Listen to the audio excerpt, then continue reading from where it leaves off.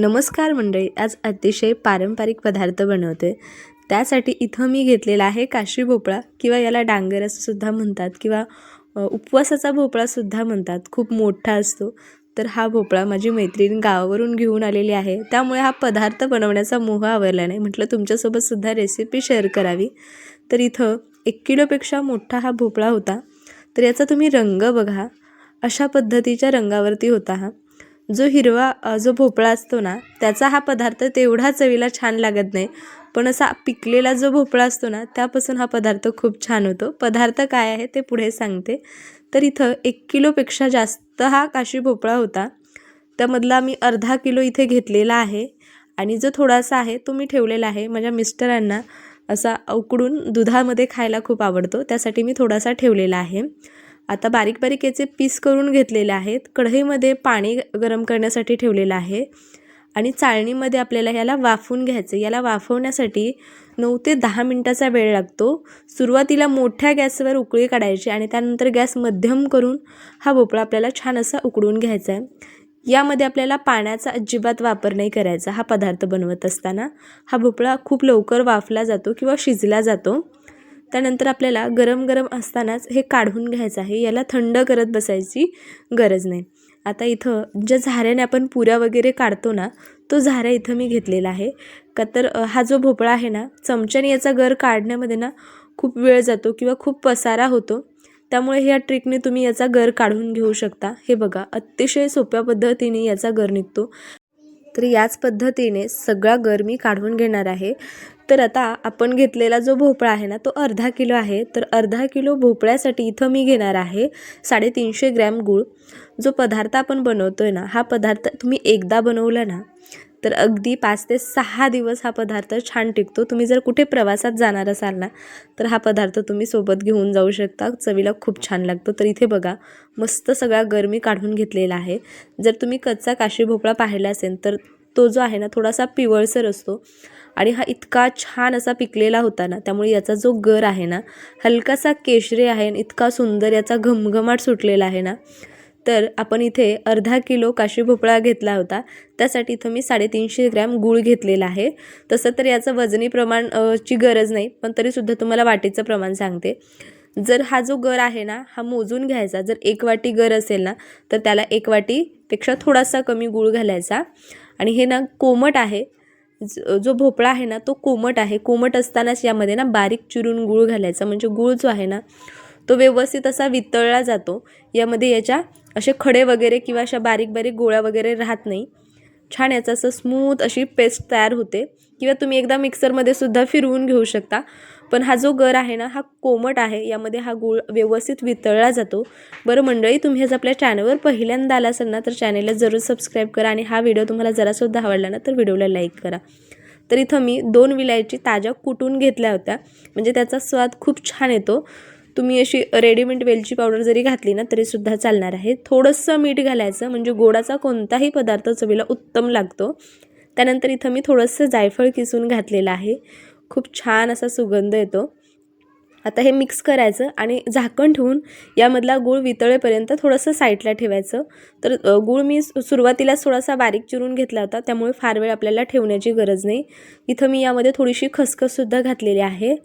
तुम्हाला जर आवडत असेल घाला, नाही घातली ना तरीसुद्धा चालणार आहे। पण पारंपरिक जो पदार्थ आहे ना, त्यामध्ये खसखस थोडीशी जास्त वापरतात। आता यामध्ये झाकण ठेवायचं आणि साईडला ठेवून द्यायचं आहे। हे बघा, आता इथं मी सुरुवातीला अर्धी वाटी बेसनपीठ घेतलं होतं, पण यासाठी आपल्याला संपूर्ण 1 वाटी बेसनपीठ इथे लागलेलं आहे।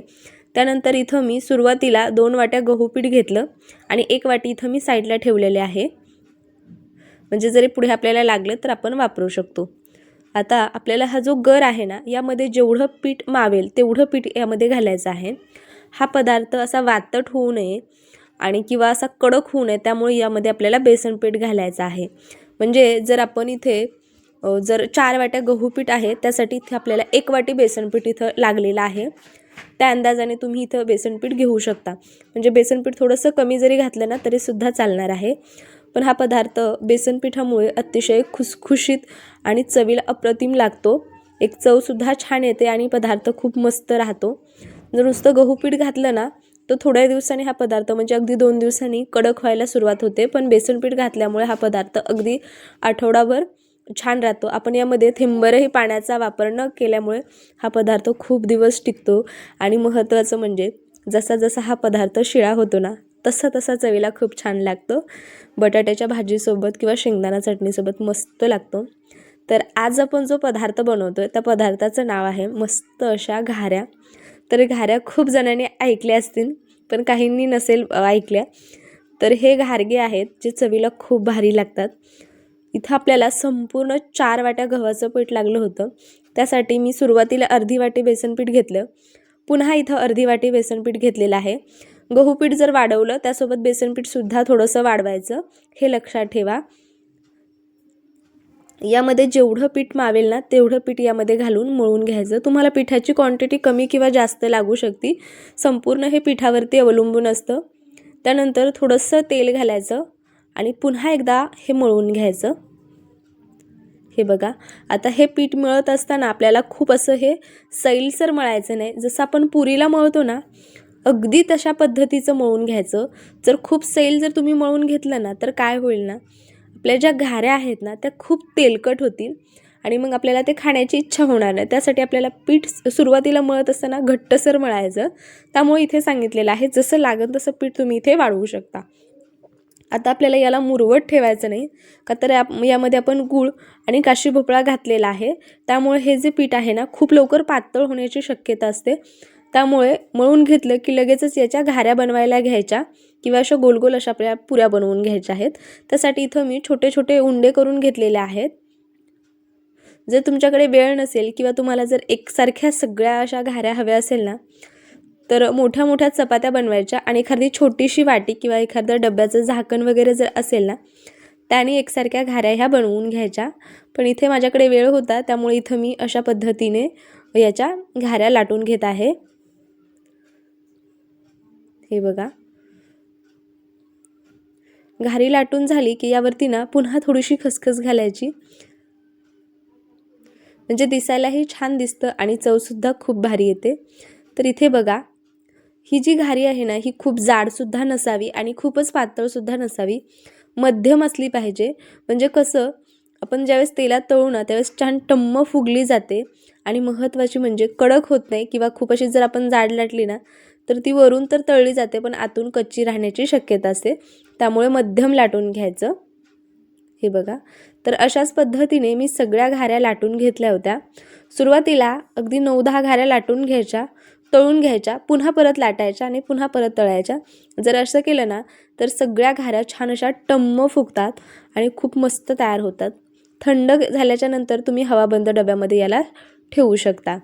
आता या बघा, या पद्धतीने सगळ्या घाऱ्या मी इथे लाटून घेणार आहे.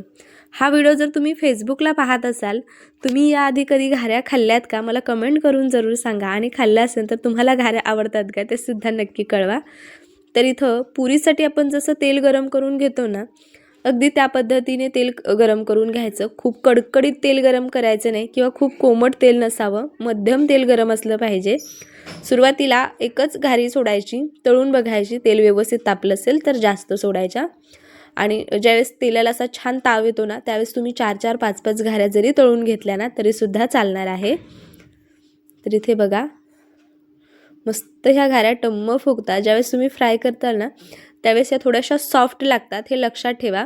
नंतर जशा थंड होतात ना तशा छान अशा त्या खुशखुशीत होतात, हे लक्षात ठेवा.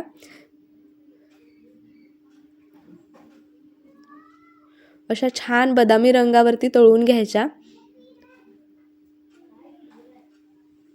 हे बघा किती मस्त याला रंग आलेला आहे. याच पद्धतीने सगळ्या घाऱ्या मी लाटून आणि तळून घेतल्या होत्या.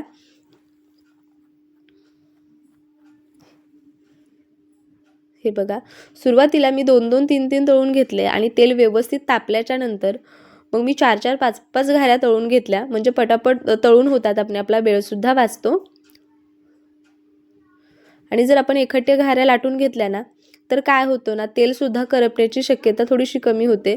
आणि आपण जर खूप गॅप दिला ना तर तेलसुद्धा थोडंसं काळपट होतं. त्यामुळे काय करायचं ना, व्यवस्थित पुऱ्या आधी तयार करून घ्यायच्या आणि त्यानंतर तळून घ्यायच्या, म्हणजे कसं व्यवस्थित अशा फ्राय होतात. हे बघा मस्त असा याला रंग आलेला आहे. आता यासुद्धा मी काढून घेणार आहे.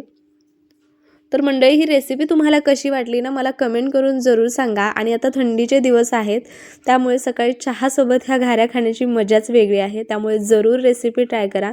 आणि या दिवसामध्ये ना काशी भोपळा खूप छान मिळतो, त्यामुळे ही रेसिपी जरूर ट्राय करा. मंडळी ह्या बघा आपल्या सगळ्या घाऱ्या इथे मी तयार करून घेतलेल्या आहेत. कशा वाटतात मला कमेंट करून जरूर सांगा. आणि हा व्हिडिओ जरासुद्धा आवडला असेल ना तर व्हिडिओला लाईक करा. तर तुम्हाला दाखवते घाऱ्या अजिबात तेलकट होत नाही, खूप मस्त यांना रंग आलेला आहे. आणि मला थोड्याशा जास्त डार्क रंगावरती आवडतात, त्यामुळे इथं मी थोड्याशा डार्क रंगावरती तळलेल्या आहेत.